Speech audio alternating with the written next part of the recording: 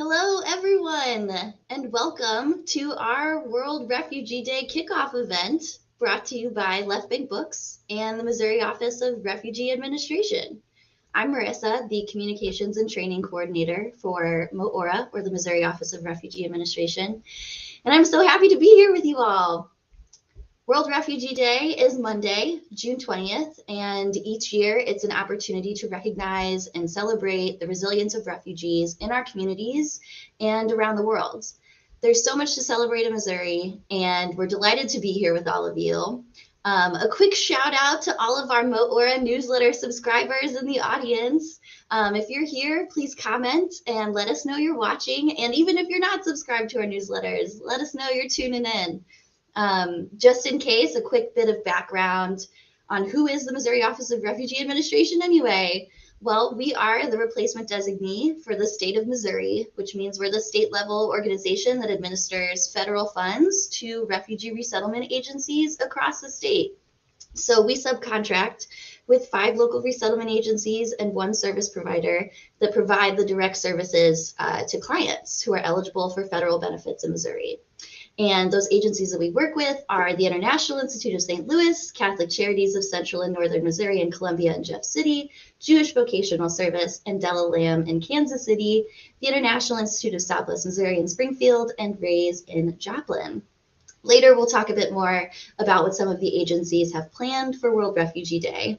But now I'd like to say that we have been so lucky to be able to partner with Left Bank Books for this event. Shane has been awesome in helping us prepare, and I would like to hand things off to him to introduce our very special guest. Thank you, Marissa. It has been such a pleasure working with you all for this incredible event, this incredible celebration of World Refugee Day. I want to thank the audience that is here tonight for coming out. I'm going to give you a little bit of instruction. Well, first off, I would like to say that Left Bank Books is St. Louis's oldest independent bookstore.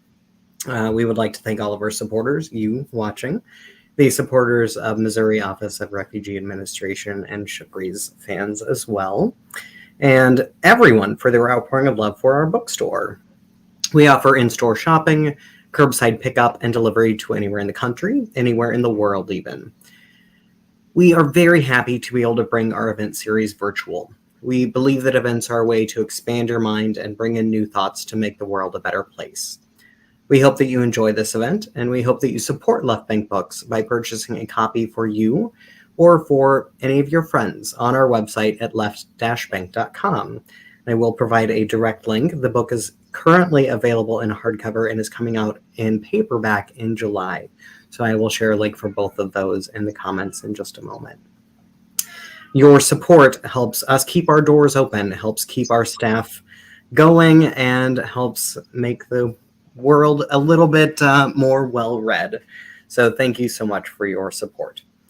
I am Shane Mullen. I'm the events coordinator for Left Bank Books. We produce hundreds of author events each year with a fantastic team here in St. Louis. For you, the audience, you can type your questions as a comment, and you can do that at any point in time throughout the event. So just type it up in the comment section on Facebook or YouTube, and we will incorporate that into the event. For our Left Bank Books programming, we have a lot of events planned, both hybrid, virtual, and in person. So be sure to check out our event calendar on our website, left-bank.com. Now, about tonight's book, The Last Nomad, Coming of Age in the Somali Desert. This is a remarkable and inspiring true story that stuns with raw beauty about one woman's resilience, her courageous journey to America, and her family's lost way of life. This was a winner of the 2022 Gold Nautilus Award, Multicultural and Indigenous category. Born in Somalia, a spare daughter in a large family, Shugri Said Salh was sent at age 6 to live with her nomadic grandmother in the desert. The last of her family to learn this once common way of life, Salh found herself chasing warthogs, climbing termite hills, herding goats, and moving constantly in search of water and grazing lands with her nomadic family. For Salh, though the desert was a harsh place threatened by drought, predators, and enemy clans, It also held beauty, innovation, centuries of tradition, and a way for a young Sufi girl to learn courage and independence from a fearless group of relatives. Saul grew to love the freedom of roaming with her animals and the powerful feeling of community found in nomadic rituals and the oral storytelling of her ancestors. As she came of age, though, both she and her beloved Somalia were forced to confront change, violence, and instability. Saul writes with engaging frankness and a fierce feminism of trying to break free of the patriarchal beliefs of her culture, of her forced female genital mutilation, of the loss of her mother, and of her growing need for independence. Taken from the desert by her strict father and then displaced along with millions of others by the Somali Civil War, Saul fled first to a refugee camp on the Kenyan border and ultimately to North America to learn yet another way of life. Readers will fall in love with Saul on the page as she tells her inspiring story about leaving Africa, learning English, finding love, and embracing a new horizon for herself and her family. Honest and tender, The Last Nomad is a riveting coming-of-age story of resilience, survival, and the shifting definitions of home. Publishers Weekly says, Saul's prose radiates with deep empathy and sensitivity, a reflection of the gift for storytelling she inherited from her poet grandmother. This stuns with its raw beauty. And now, about our speaker this evening. Shugri Said Salh was born in the Somali desert. In 1992, she immigrated to North America after civil war broke out in her home country. She attended nursing school at Pacific Union College and graduated with honors. Although this is her first book, Salh has been storytelling since she could talk. From her grandmother and the nomadic community in which she was raised, she heard stories and learned of their power to entertain, teach, and transform. When she isn't writing or telling stories, she works as an infusion nurse. She lives in Sonoma County with her husband and 3 children. And now, if you would all please help us in kindly and warmly welcoming Shugri Said Salh. Hello. Hello. Thank you, guys. Thank you for having me. Thank you, Shane. That was a beautiful introduction. Thank you, Marissa. I wanted to give a shout out and thank you to Left Bank Books and Missouri Office of Refugee for the amazing job that you guys are doing for refugees all over the world. It really touches my heart. Thank you so much for having me. Thank you. It is really our pleasure having you here this evening. I'm so glad that you are able to join us from California. Yeah, it's sunny here. Can you feel it? I feel like we have a different kind of sun here. Yeah. Brutal these days. It's beautiful, but it's a bit windy too, so it unpredictable. Sonoma County, and one time it rains, other time it's the smell of cow manure, and then seasons change. So yeah, thank you so much for having me there. I am excited to be here. Absolutely. Let's start by just tell us a little bit about your story. Tell us kind of what inspired, let's start with what inspired you to write the book. This is a very difficult subject and it is a very powerful story. Yeah. Well, thank you, Shane. Yeah. Honestly, what really inspired me, I was always writing a little stories. And like I said, storytelling is in the fabric of who I am, a little girl listening poems and stories and that being handed down generation. But one thing I really felt was this was an unusual story and I wanted to tell it myself. And earlier years, one time I'm a refugee and a survival. It takes you a long time to recover from that world of being a refugee. You have to learn the language. You have to learn a lot of little details that people take for granted because they were imbued it from the time they were little. This is not my country. So it was a lot of learning, and needing other people to hold my hand. And eventually when dust settled, I said, it's time to write this book of mine after I finished my nursing degree. And children are no longer latched onto my breast. I said, okay, maybe we can do it now.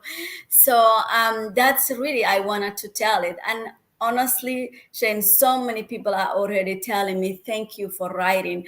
A lot of Somalis are actually telling, no one told our story. A lot of refugees, people are saying, because stories have a way of, connecting us and reminding us our shared humanity. When you watch a movie and you see the characters, the ones that more of their stories, you attach to them, and I think the same thing is true, that perhaps that me showing you what I've been through and writing this book, you could see a little bit what it's like to not have a home, and whether you're displaced by drought or a climate change refugee, which is a more common nowadays than ever before, right? Being a refugee in a pandemic, I know a lot of people who told me they couldn't do their paperwork on time. The ban hit them and all of that. So a lot of families are separated as well, and it takes years just to go through the vaccine of their system. So I'm really glad that I can tell you my story, which is not only mine, I often say. This is the story of many refugees that lives within me, and I am actually writing more stories. So we will definitely be hearing from each other.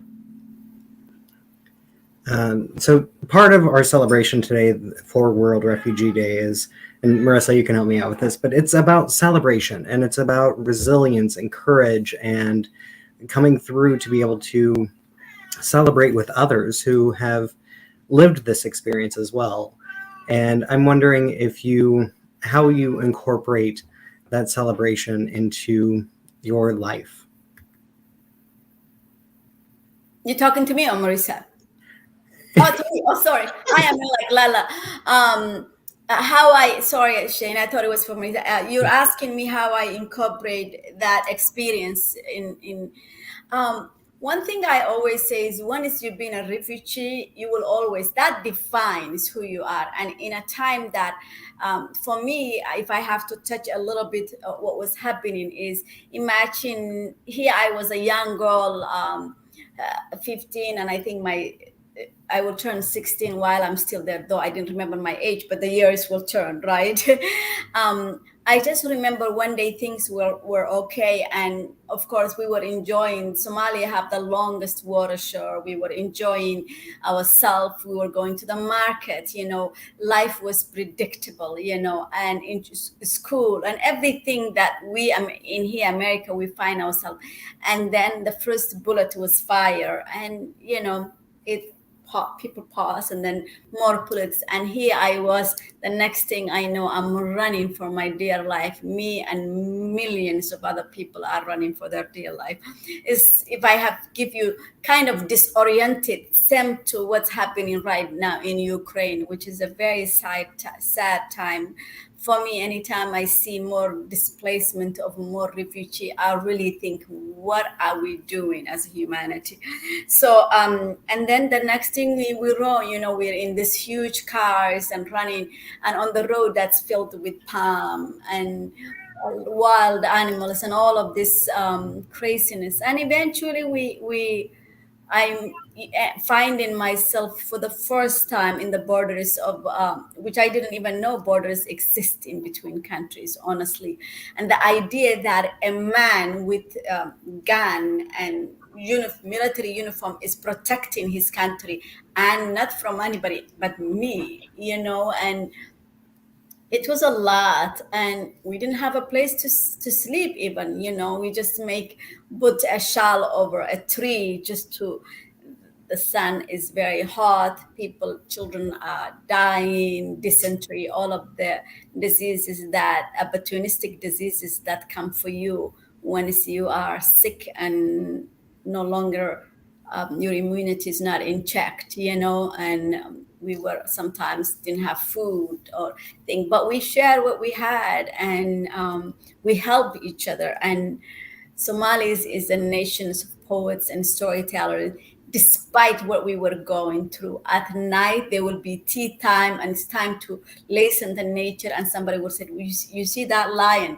They're fighting over a kill. The hyenas are challenging they will they will get in tune to the nature.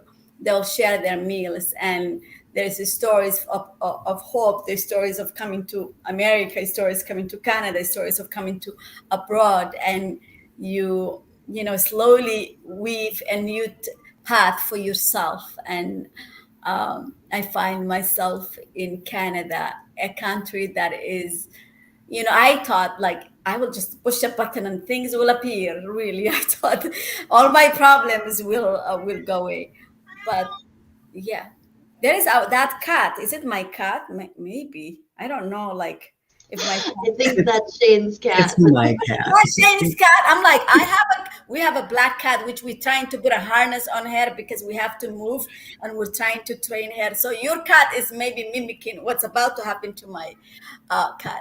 So yeah, honestly, it's hard. It's a hard life, but I'm glad. You know what I mean? I'm glad I'm here, and I'm glad we have a World Refugee Day to put honestly our attention there. It is important that we are always kind and thinking about, even if you think you cannot help, donate, visit other countries, and then help whatever you can to help, get involved. Right now, listening to Marissa, I'm like, okay, if I ever head there, I'm really wanted to visit you and to see the job work that you do, because I'm so touched by all of you, what you do. And we have to, as a refugees, especially as a refugee woman, we have to keep writing our stories. And this is, I hope, this book to do well. And really, my goal is, if it does,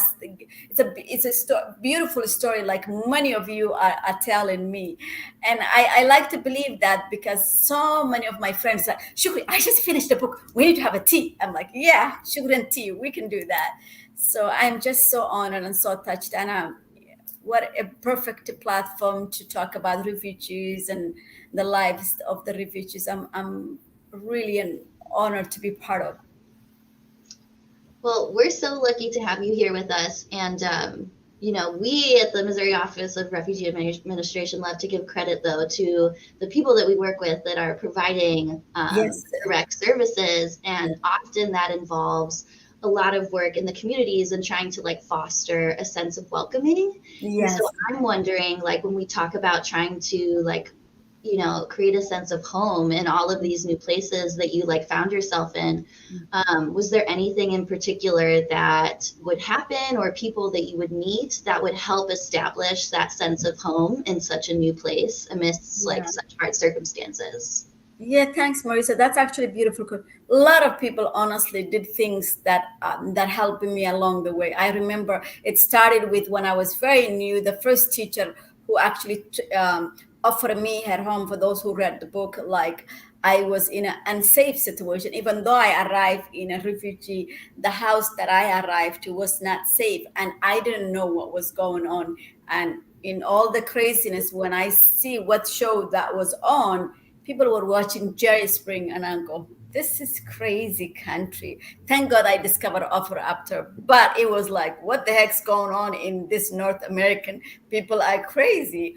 But there are a lot of people, Marissa, who really offer me hope, who took their time to teach me, who helped me fill up papers, who welcome me, who didn't ridicule me for being different. The same way I don't ridicule when things are, I'm always polite. When people go like that, I say, please use your whole hand to call a person. It's a good thing, and that just the same way that you may think things that I'm doing odd, I know I have been shocked out of my mind for things that I see was happening here, And I am very thankful. A lot of people who took their time to teach me. There was a professor who used to help me. There was a Japanese Canadian teacher who adored my ability to be, I was very curious person, and she nourished that. And she told me I am brilliant and amazing. And there are my English teachers who corrected all my grammatical errors of the verb and the what do you call it, the verb and the subject that refuse to agree with each other, So I'm grateful for a lot of people. And even as a young mom, it was confusing, like Halloween. I'm like, okay, tooth fairies, and there was a lot of things I needed to do, things, and I would forget to leave money underneath, and I'm like, okay, like mom, But I am who I am because people took the time to get to know me. They didn't look at me strangely, and I was ready to learn, and I was extremely curious, and I was always a good cook. So for a lot of refugees, you'd be surprised. There are a lot of cooks among us. So we will feed you if you just fill up our papers or make us welcome or help us with. Don't assume people know, and you don't offend. He said, do you need help? Is there anything I can help? And I really mean it. And sometimes, ask more than once. People are saying, am I bothering other people? You know what I mean? I don't want to bother people, and person may not know whether they're reading cues very well, because different cues for different cultures. So but kindness is kindness. Always offer help and see what you can help. As a child in Somalia, I use clothes that somebody took time to put it in containers and ship it to Africa as well. So yeah. Do you have any advice for any of the refugees that might be watching currently about how to ask for help and about how to kind of seek out? I know that the MO-ORA and International Institute and several places like that are really great about like being a resource. Yeah. But amongst the community and the community that you're in, neighbors, like how do you build that connection in a new country? Honestly, for me, I remember what helped me was staying curious about the people around you is really very important. And sometimes people are wondering, if I do this, am I offending? But you have to sometimes extend yourself.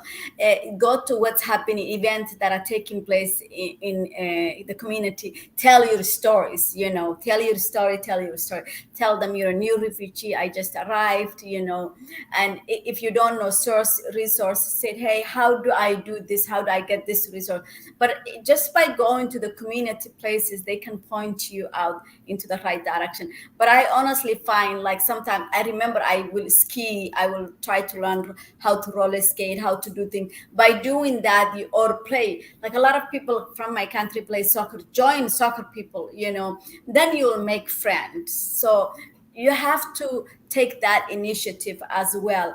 And more than anything, if you have a new neighbor, cook for them and share what you have. If you have the means to do that and they're happy to, you can share that food, and you can gather people too. I find myself over the years, like wherever I go, sometimes I will cook for people. I have friends who had cancers that they didn't know that I will cook 3 days and freeze food for them and feed 65 people. It's a gift to know how to cook, and I use that, and I help friends, and that's life. I remember helping a friend who had a breast cancer, and on her 40th birthday, and then one time when we were moving to between two houses, the people who sold the house wouldn't let us stay extra day because we didn't want to be mean to the people who was staying in this house. They had a medical emergency, and I'm glad we didn't want to do mean things, and we gave her some time free. But I'm not the father of the daughter that I help, which is my good friend Jen. She's a hippie friend, very sweet.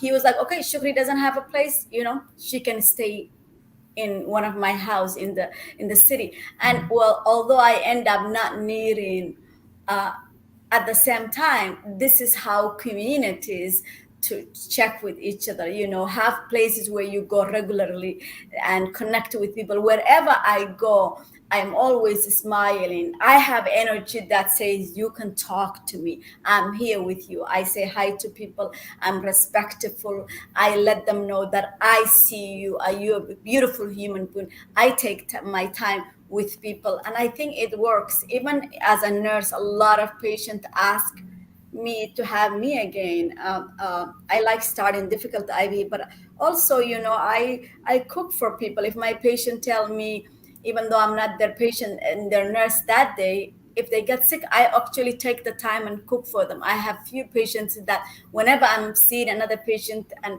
that patient is wheelchair bound, I visit them. I have people who cannot even talk that we manage to talk. So being a good person and knowing that by being kind to others, others are kind back to you. So you can give a lot to others even though you don't think. A smile is a beautiful gift too, letting them know that you're thankful for them is. And if people make a mistake, be very kind to other people. Be very kind. People are, you don't want to ridicule somebody who's trying their best to connect with you. You've mentioned cooking a few times already, and I'm wondering what your favorite dish is. And it might not be Somali, but I'm super curious about if you could describe one of your favorite Somali dishes. Well, thanks for asking, Shane. Cooking is really the way I really connect, and I know a lot of my friends don't mind, so I don't mind doing the main meal. I am lucky enough to have infusions of culture. So my husband is Ethiopian, and I'm from Somalia. So I cook.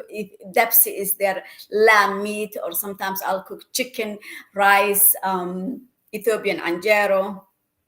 I don't make Ethiopian anjero. It's very hard, but if you cook all of the meals, you could have, that.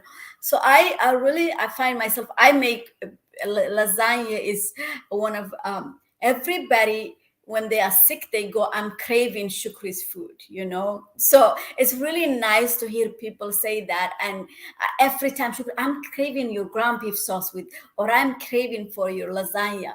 Unfortunately, after I almost died last year, I have to cut off a lot of things. Sometimes I feel like I am going to be starving today, but I still, so I don't cook so much lasagna. But I'm trying to find if I can cook. Sometimes cheese says dairy free or whatever, but vegan cheeses, some of them are not the best. I feel like, so I'm trying my best to change. But yeah, I make malawah, which is like crepes. I make sambusa. So I remember, like, for example, when I was cooking for my friend who had the cancer, who's doing wonderful, and she's here with us and beautiful.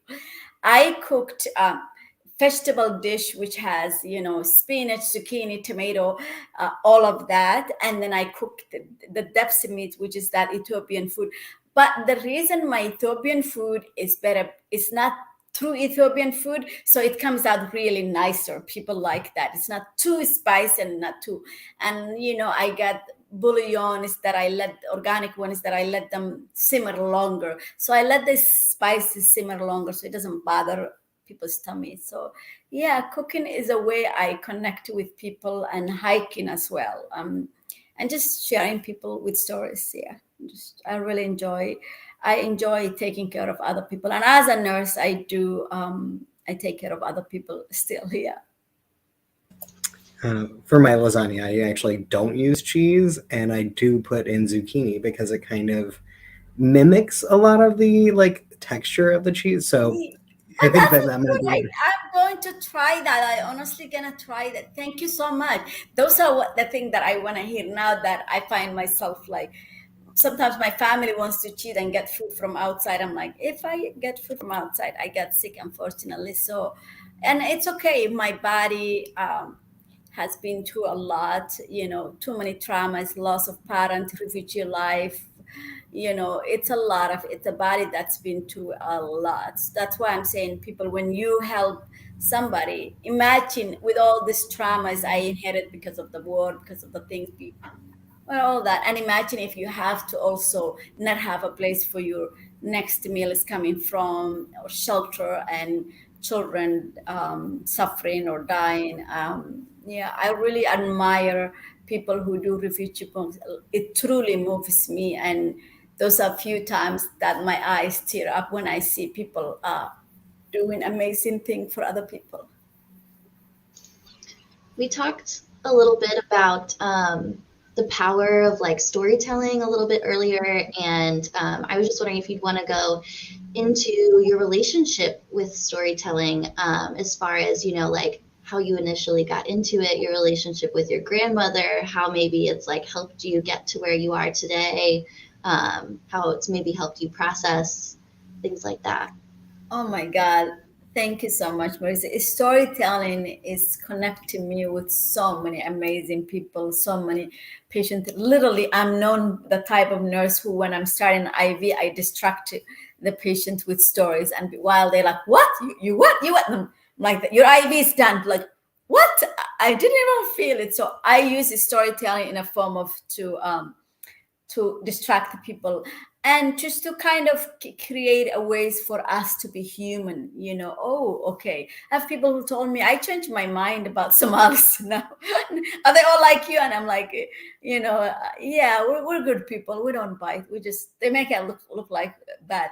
But stories like I said earlier, Marisa, you know, have a way of connecting. But at the same time, I have to say, for me, there was no watching TV, no doing. So all I have connection with my ancestors who lived was through stories. So as a young girl sitting by the fire after a long day of animal herding, all I looked forward was that time to unburden me and just sit by the fire and hear stories and poems that, you know. So definitely I use stories to connect with people. Actually, even how I found my publishers is because of, I just kept telling my story. Anybody who will, even the flies, I said, fly, I know you have to go to the wall soon, but I need to talk to you. So I will tell the fly, anybody. And that is what I really continue to do. Even now I tell people, you know, if you get my book, if you write those reviews that you're raving about to me, to a place where people can read, then you will help me continue telling my stories. You know, I don't want anybody is to say, oh, I'm to give me money, but I think the best they can do is support me in that way. And I think people should know that for me making it, I'm supporting so many other people, you know, that I'm prevent them from ending up in borders and suffering. So chain connection, right? In this cycle of life, we all are part of it and we can all help each other. I still continue to do good things for others, and in return, a lot of blessing and amazing thing really have been big.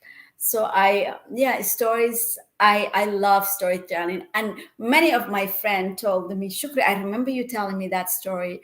I remember one story, if you guys have a minute. It was a woman.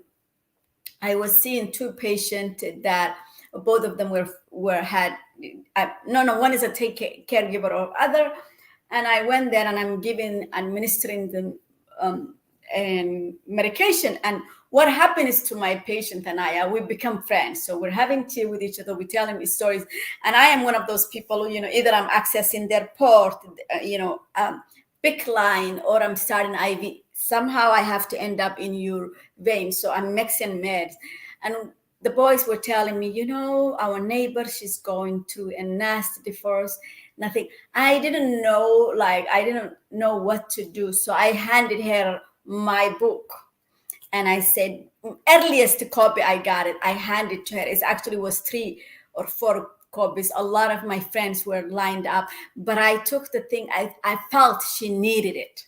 She needed it. So I said, you know, this too shall pass. And I gave her the book, and that was it. 3 months later, the boys, you remember that woman you gave the book? I said, yeah, how's she doing? Oh, she's doing good. But did you know that she is a big person with this place and that place? And she ended up creating a huge event for me. So I didn't do that to good, but she said my story, telling hardship and overcome, infused her with bravery and courage that, you know, she's thanking me with that. And I didn't chase her, nothing. But that is the physics, the law of physics, that just a chain of reaction is from this positiveness. That's why I really believe if something good happens in your life, don't be greedy. Help somebody, do something good. Buy a homeless person a tea or a food, don't even you don't feel have to give them a hot day. What's happening with other people? A cold day. Who doesn't have a jacket? I have many times run around looking for jackets for a homeless person. And I always talk to them because, we are defined by that. I similarly come from a long line of storytellers, and Yes. I'm wondering if you have instilled that storytelling into your the next generation. Yeah, my children, I was one of them. I was the mothers who did not let my children watch TV. I used to let them read books, and then I used to tell them stories, and rub their belly and tell them story, and they all really enjoy it. I remember they'll tell when their friend come for sleepover, they go, "We don't have to read. My mom have amazing stories. My mom is going to tell us about her childhood. Put that book away. Let's listen." And the kids will just literally listen the story.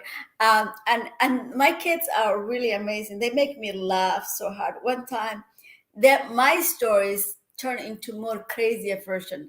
So what I hear back is people telling me I've been bitten by a black mamba and that I peed on a lion, and I come across as this badass mom who's just like amazing. And I go, and so one of my friends, "So Shugri, huh?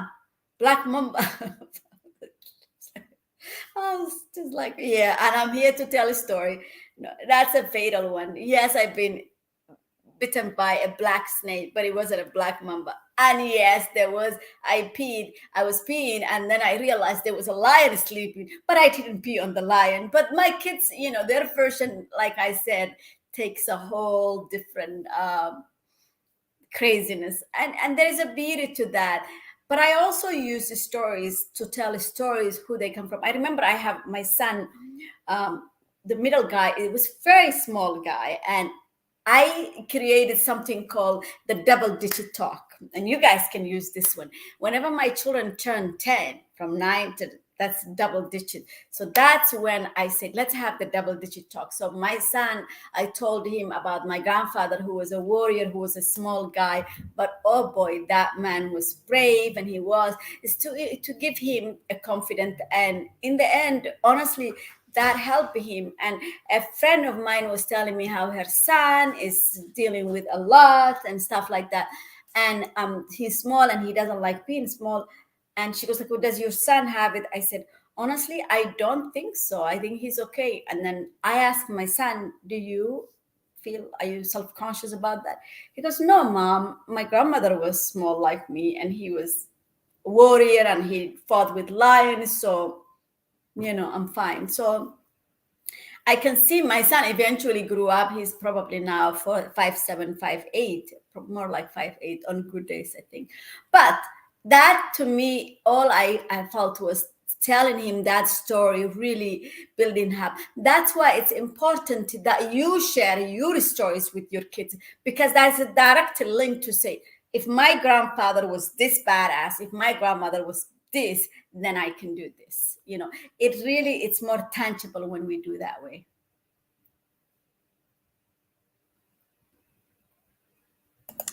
I do want to remind the audience watching that if you have any questions, be sure to type those up in the comments section, and we'll incorporate that into the conversation. We will have time at the end as well, strictly dedicated for audience Q&A. Hey guys, so. Sorry to interrupt you. Do you see how many people that are on I Am Blind from that? Yes. Yeah, we have a good number of people watching, both from Left Bank Books' audience and MO-ORA. Oh, that's good. That's good. Yeah, I can't see you. We're not alone here. Yeah, good. We're not alone. I'm glad to hear that. We're not talking to the abyssity, the black hole of the universe. Hello. Yeah. I'm wondering, since the book came out in hardcover in 2021, correct? Yeah, there is this right here, that one. And it's coming out in paperback very soon. So I'm wondering if you have had other refugees from somewhere other than Somalia, outside of your community, reach out to you and tell you that they saw some sort of universality in your story, and that your story was able to help them. Yeah, I had it. Oh my God, I have so many really people told me they connect with it, telling me. I know a lot of Somalis. Oh my God, they say they can see the stories and the struggles their parents went through.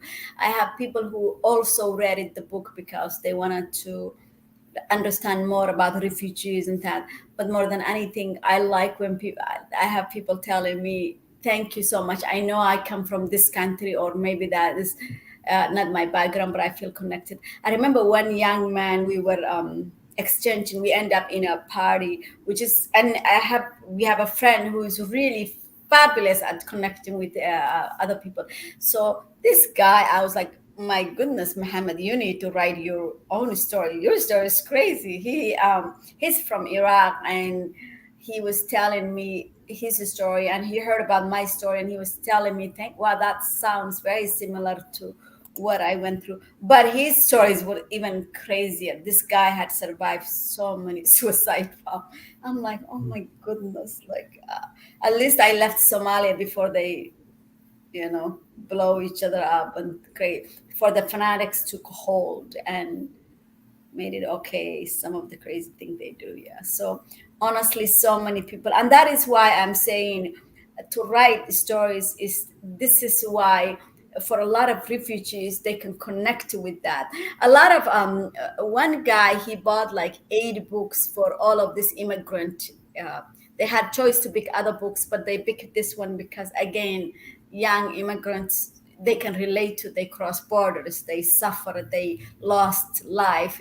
That is a universal theme for many of us refugees.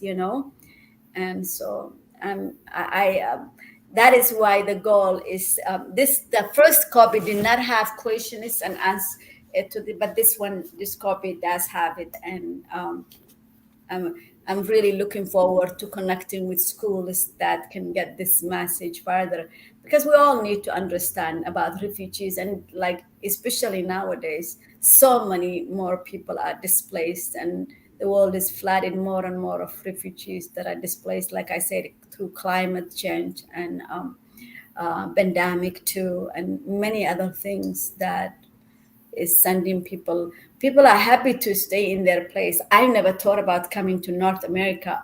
I would have probably stayed there, marry a Somali guy, and live my life and become whatever life meant to be. But it's not like I wanted to go Western country. It's just there was no safety in my home. And I think often I wanted to remind people that if a comet hits us here today, we're going to be running to the Mexicans there.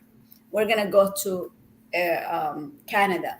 You have to be really human and understand that pain and sorrow and suffering and displacement it hits you. We all want the best for our children, for our family.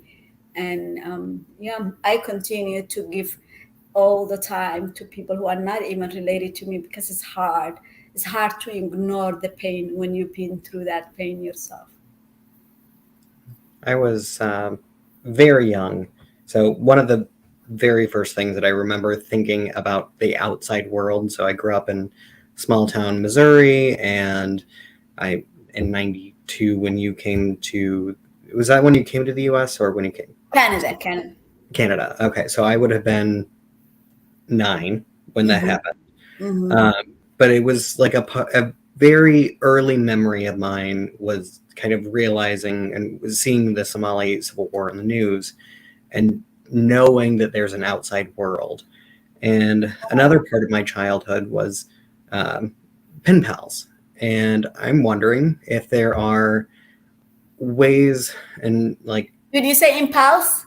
pen pals. Oh, pen pals. Oh, Yeah. yeah. My husband had one. Yeah, it's a beautiful way to connect with people. Yeah, and I think that's just if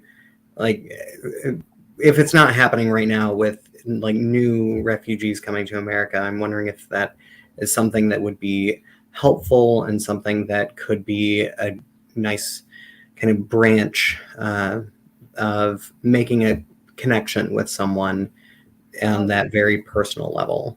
Oh my goodness, absolutely. Nowadays, people are even connecting with so many other ways. The other day, I opened a TikTok for, the book, and I'm really enjoying creating content for people and connecting.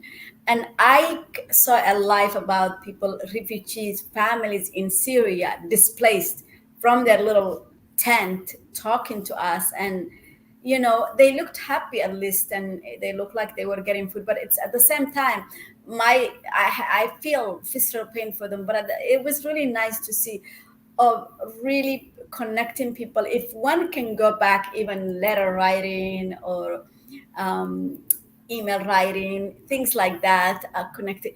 But maybe this Marissa can answer. Often, I wonder where people can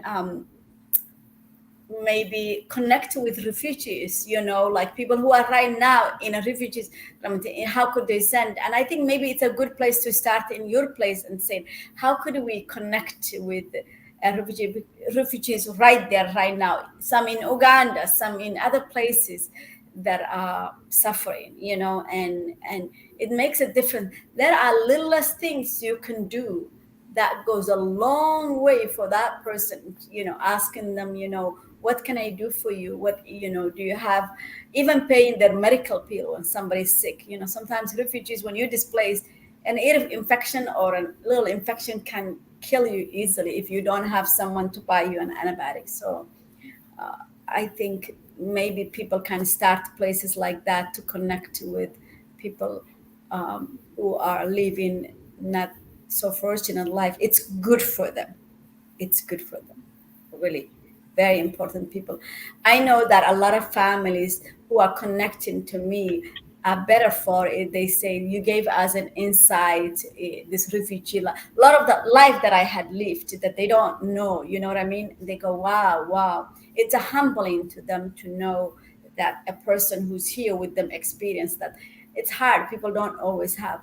Read stories about refugees, connect with them, make friends of people who are different from you, even if you are uncomfortable. It is really important that you do that. Take your time with other people and invite them.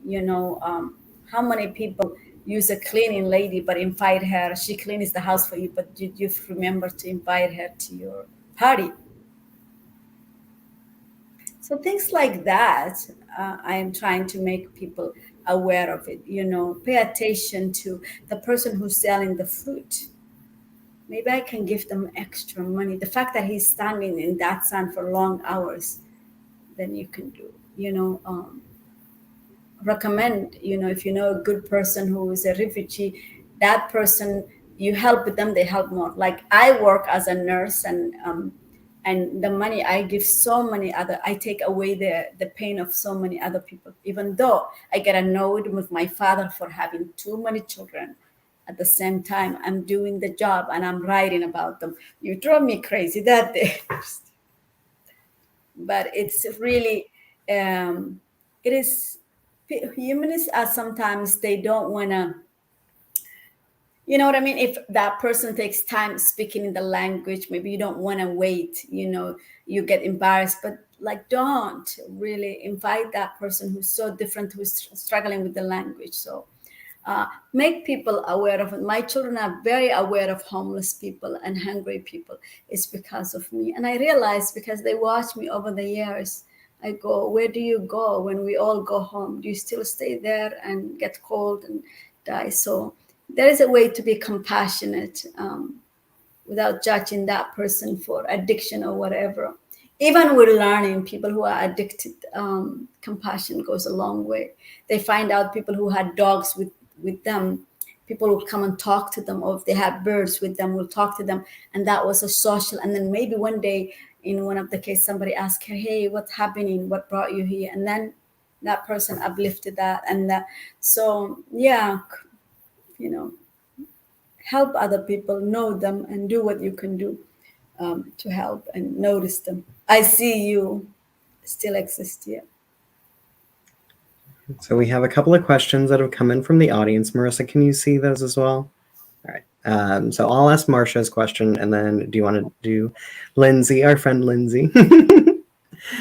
So Marcia is asking, did you leave Somalia by yourself, or were you with some of your family? And since I know from earlier, can you also talk about like where your family is now and maybe some of their experiences? Let me say my family is scattered to the wind, and I mean it's scattered to the wind. That's why if I want to go to Holland, I call a cousin to another cousin, and I go, there you go, that is my hotel, you know. So it has its benefits. You don't have always look at the bad thing. Yeah, when I left from Mogadishu, we were 250 members of our family.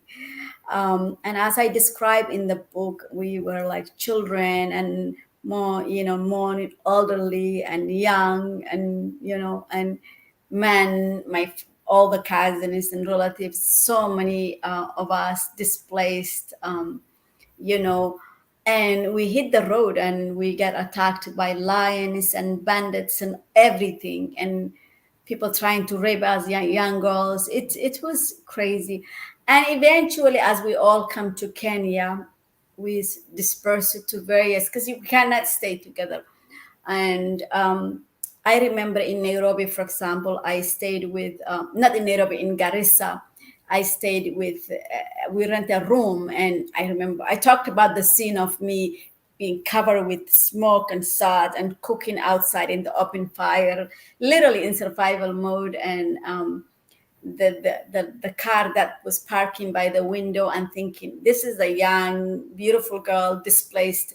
I'm going to take advantage, and all of the dangers that faced you as a refugee displaced. And I describe feeling like to even coming to this country when we entered Kenya was like walking into a buffalo walking into a crocodile field. Everybody wants to take advantage of the refugee as well. Kenyan soldiers will arrest you and put you to jail because they know the Somalis always bail each other out, and whatever little money you have, you're not going to keep your loved one in prison. I end up in jails a few times, and it's and then eventually more family disperse, and I don't know where they went, but I know now, like, I have family in Switzerland, I have family in Italy, I have family in various places in Canada, I have family in Australia, I have family in Somalia, in Kenya, still everywhere. Yeah, so there is, we're all in, and that is also, come to think about it, stories are getting lost, and the fabric of our families is getting lost. There's a lot that I don't have. I remember being sick here, or having a child, or needing help and not having the help, and so do my other sisters and brothers. So yeah, there's a price to pay for this displacement. And often when you're a refugee, you don't have a generational wealth, so you really have to, I have to make this thing up. And now I know my children are gonna be okay, but that means, like, despite all of the traumas that I went through, I have to, like, work hard and do well. Like, there are things that I don't tell people. The other day I was doing a lot of nursing shift, and I have bad migraines, and I will throw up on the side of the road and then continue to do my job. And I will come, by the end of the whole, my migraine will become unbearable, and I will come 9 o'clock at home after a long day of working with horrible migraine, and I will cover it. And in the morning again, 7 o'clock, I have to. So I felt like if I'm going to take 2 months off for this book tour, I have to have enough money, not only for all of us here, but enough money to support the people in Africa still.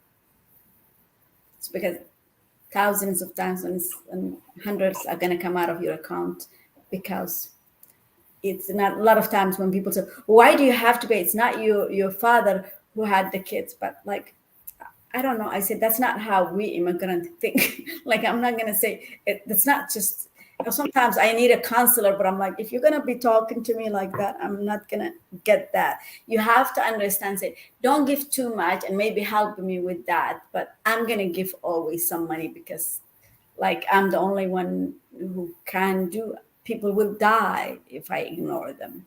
And trust me, there's money that you have to ignore. Like when I was spending all that money, I was fixing people's teeth that was infected. There was somebody who was in the hospital. There was my sister who almost died. And yeah, it really never ends. And but I am also learning to take care of me sometimes because I tend to go too deep in it and it's hard. But I just need a healthy way, someone to guide me more healthily. But cutting people off and not giving money, that doesn't, that's not how we immigrant. You're going to give us more panic attacks for like, and then it will be too late. So yeah, it's a hard knock life, but a lot of times, when I'm in between jobs, I'm just like anxious. Even though I'm okay, I go, oh my God, I have to think of this. I do something that now I'm getting smart. So I go, okay, I'm going to send you that 200, no problem. But I need you to collect the stories from me so I can archive. So I do that. And they know I love stories. So it's working out. There is some good thing in it that I could work it out. So I feel very happy about that when someone records an amazing story and tells me, I go, yes, so I do have my moment that I get great joy, and it's good to give. Honestly, people are very grateful when you give them, and uh, yeah. Well, it sounds like you are plenty busy, but our next question is they're curious. Our friend Lindsay is wondering, are there any projects, any future projects you're working on or that you would like to work on? And then sort of a two-part question. What advice would you give to aspiring refugee authors wanting to publish their own stories? Um, so projects, yeah. So I'm always writing stories in between. So I'm working. There is right now a book that. Sorry, my husband's giving stuff objects away to our neighbors. I'm like, again, visually I can get distracted. I'm a piece of work. Yeah, I give. Where were we? The question Oh, was. Let me no see. problem. So yeah, future projects you're working on, Oh and then yeah. advice for Okay, that aspiring is my refugee authors. yeah, Yeah. yeah. Thank you. The project. So I'm working on that. The books right now. Actually, it's funny. So there is a children's book I wrote called Subani's First Day of Herding, and like not hurting, but herding, as in animal herding. Okay, because I know my R and T don't roll together very well. But anyway, so I'm excited about the book. So what I did is my agent's like, oh, I have somebody for us. But I actually said, why don't you wait? Let me go back into the community and ask the illustration. And the idea that I'm doing that is always to give opportunity to people who don't have connections. I think people take that um, for granted, right? That the job you have, somebody in your family or maybe a friend of a friend, somebody maybe nudge you along or help you out a little bit, or maybe put your paper in front of that person who needs to put a check. So I, coming from that place, I'm always trying to uplift other illustrators or authors of people who are refugees who really needed to tell. So that's why I'm using the illustration. In subsequent books, I would like to use illustrations done by either people who are coming to this country, refugees, or people who just need the help more than somebody who's already big thing, because art can be done for many people. So that's what I'm doing to be mindful. um, I always tell people this: write you for other refugees. I will say, write your story, because your story is your story and only unique to you. When I was writing this book, there are people who really wanted to discourage you because they wanted to impose their fear in you, and they're like, like we can't find like publishers or little agent. Who do you think you are, kind of? And you can see that. But I just persisted, and I didn't even worry. I just finished the book first. Finish what you're doing, then worry about. Because you can always tell, hey, can I send you my work I have? You can just read a couple of chapters and tell me what do you think. But it's important that you tell your story, because your story is one of a kind. There was something that happened that I wanted to tell you guys that I find it really that when I was writing the book. So there is some kind of thing that sometimes happens. So you remember I wrote this book, and I it's given around, and I'm gonna encourage all of you, if you're thinking what you can do is sharing my stories with people. By you sharing this story, then it gets into the right person, and one day that person could give it a shout out. It's important because we help other people, and we need our stories to be told. And I want to build wells. I want to educate youngsters. I want to end the female circumcision. There's a goal is that I have, speaking of that I wanted to do. So I really, what happens when I wrote this book, somebody saw the commercial for the book, and I end up actually acting on a show for Apple. So again, telling the story with my body. I can't give you much about that project, but it's one of a kind, and I am very happy to be that. So I feel like just one connection created another connection, created another. You see, I end up with an agent here. That agent now put me into publicist, I am speaking agent, and then now I had my my literary agent helped me find casting agent, or whatever you call it. That's a new world to me. But again, for me, telling stories and telling the refugee story, and I'm writing things down. I'm learning that there's so many untold stories, even within the Somali Americans, that I want to tell. Some of us are married to people who are not Somali.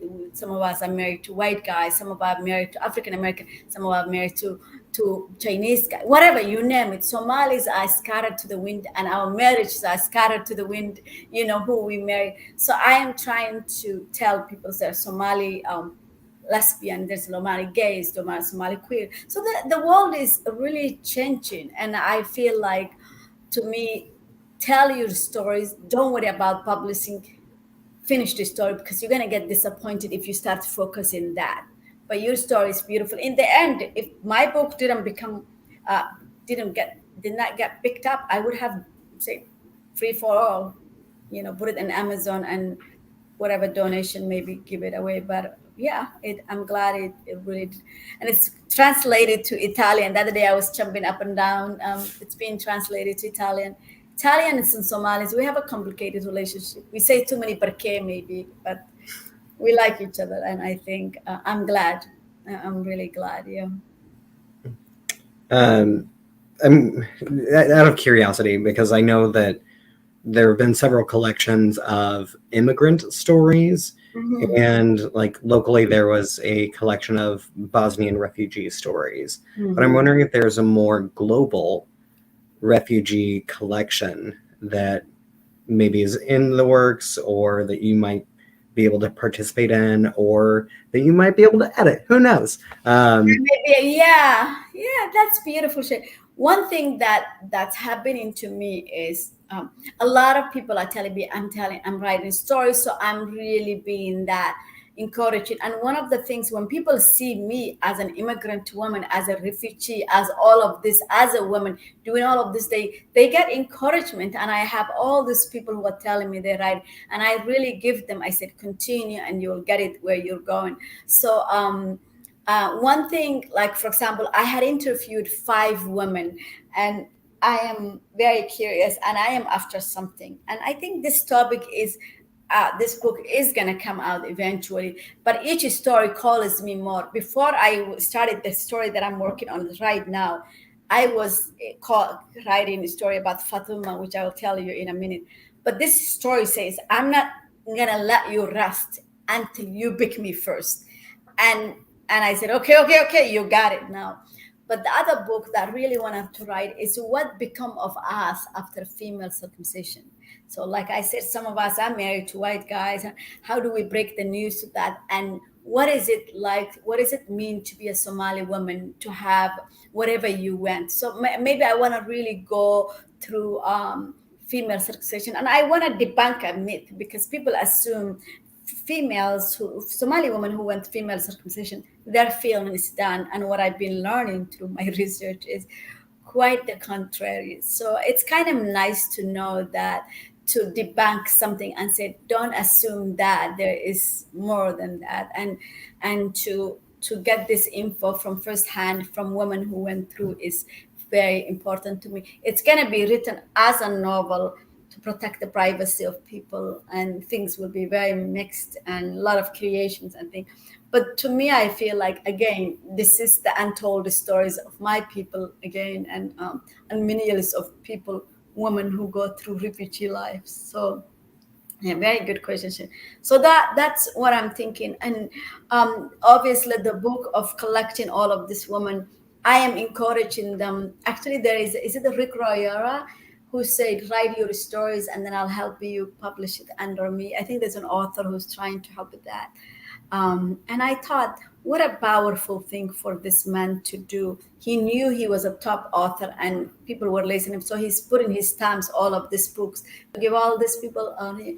And that is what it's like to have. That's the power of thinking globally. How could we make a difference, and how could we help each other better, and how could we make that connection for each other? If you make connection for me, I make connection for something. The chain of reaction continue. Well, I think that it is a time to talk about some programs. Before we do that, I just want to say thank you so much, both of you, and Paul and Lindsay and everyone at MO-ORA, for helping make this incredible event happen. Shugri, this conversation has been just enlightening, encouraging, hopeful, everything. It's been a beautiful way to celebrate World Refugee Day. I'm so happy that you were here with us. And all the audience watching, I'm happy that you were here with us as well. I wanted to say thank you so much. And if all of you guys, please write the reviews to whatever place, Goodreads or Amazon, wherever you can. Again, I really appreciate Marissa and Shane. I absolutely enjoy this one. And Marissa, thank you. You and Paul keep doing the job. And I will try to get in touch with you, because I know someone who wants to get into, not me, but some friend, my daughter, who really wants to work with this kind of area. So I'll call you. Oh, please. No, that would be great. And yeah, I would love to talk about that journey, because this was not my original path that I was on either. I transitioned into this from journalism and then publishing. So yeah, I would be happy to. Wow. Thank you so much. Thank you so much. And if you don't have any more questions, I will get going. Thank you. Thank you so much for joining us. It was a true pleasure, true joy to have you with us today. And I will try to visit you and give my love to Paul. He's not here, but it's been a pleasure talking with him as well. So bye, guys. Bye. Thank you very much. Thank you, everybody, for joining us today. Appreciate your help. Bye. For everyone who is still here, thank you so much for joining. A few quick things, and then we will let you go and enjoy your weekends even more. But for our MO-ORA subscribers who were tuning in to hear more details about our giveaway, we have selected our 5 lucky recipients. And we will reach out to you via email to let you know if you have won. So stay tuned for that. For everyone else, keep an eye out on our social media. If you'd like to subscribe to our newsletters, you can definitely do that. So that way you too can then be in the loop about future giveaway opportunities, event news, things like that. We'll definitely be posting on our social media, as well as moora.org, MOORA.org. And now on to just a few little highlights about like World Refugee Day events coming up this weekend. For folks in St. Louis, the International Institute is hosting their event at the International Institute off Arsenal from 10:30 to 5 tomorrow. You can find cultural performances, activities, interactive learning experiences, food trucks, and more. Down in Springfield, the International Institute Southwest Missouri branch has an event planned in Phelps Grove Park. From 1 to 6 p.m., they'll have henna, yard games, face painting, along with an international potluck, bring a dish to share. They'll also be hosting a soccer tournament at Missouri State University. Oh my goodness. And then in Kansas City, resettlement agencies there and other partner organizations have come together to host a client-focused event at the Northeast branch of the Kansas City Public Library. So they'll have booths for potential employers, service providers, boxes for clients, music, enrichment activities for community sponsorship groups, and families focused on refugee success. And then the fun keeps going. Next Saturday, for people in or near Columbia, Catholic Charities has partnered with City of Refuge to organize what's also sure to be an awesome event. Again, next Saturday from 6 to 9 p.m. in Cosmo Park. There will be live performances, international and American food trucks, booths, vendors from other local organizations, the works.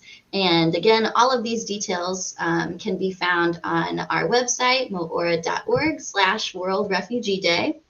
And like we said earlier, there is so much to celebrate in Missouri. We are so proud of our local resettlement agencies across the state for all that they do to support new neighbors as they settle into their new homes, as well as foster welcoming communities. On behalf of MO-ORA, we'd also like to extend a big, big thank you again to Left Bank Books and Shane for making this event possible, for helping us brainstorm and getting in touch with Shugri, for producing this event. We enjoyed tonight so much and could not have done it without you. And to everyone still watching, thank you so much for spending a part of your evening with us. We hope you have a wonderful weekend, hopefully sprinkled with some World Refugee Day celebrations and reflections. And yeah, we hope to do this again real soon and see you guys soon.